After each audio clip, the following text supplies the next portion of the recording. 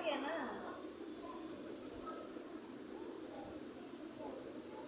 तुम अपने घर जाओगी,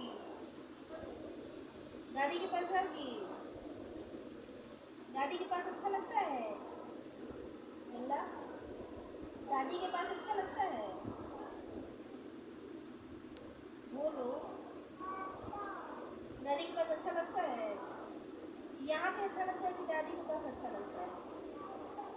दादी के पास अच्छा लगता है ना, तो क्यों नहीं दादी के पास रह गए? यहाँ क्यों आ गई?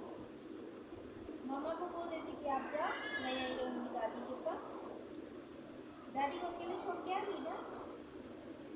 दादी वहाँ पे रो रही थी लल्ला के लिए, लल्ला मुझे छोड़ के चली गई, लल्ला मुझे छोड़ के चली गई। अकेले हो गई थी दादी।